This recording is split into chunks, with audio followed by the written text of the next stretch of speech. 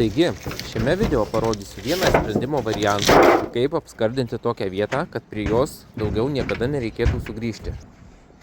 Sveiki visi, tai vėl šeštadienis ir vėl darbadienis. Įsiardėm klasikinį stogą, kuris buvo apklijuotas visas ir dabar tvarkysime. Tai žiūrim visą eigą. Kadangi skardos buvo pažeistos korozijos nuo rūgštinio hermetiko, tai nusiėmėme lakštus žemyn, atsikirpome pažeistas vietas ir užsilenkėme siūlę. Tada pabandėme naują įrankį, kurį bandžiau pirmą kartą, na ir rezultatai nekokie buvo. Brūžinamas tas įlenda į tą ratuką. Oi, kaip lengva.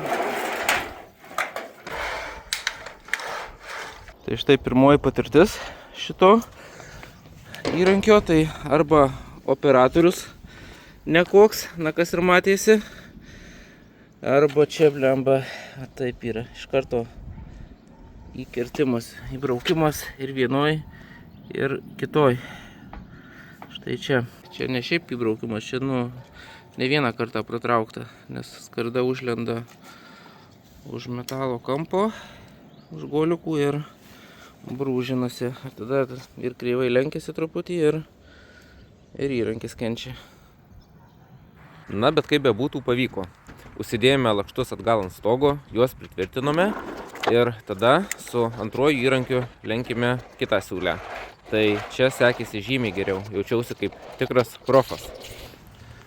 Sualsavome detalės dvigubų falcų, tada dajungėme dar vieną detalę ir visą šitą gėrį beliko uždėti ant stogo į tam skirtą vietą. Paruošime kleimerius, kad prisitvirtintų, nereikėtų jokių varžtų.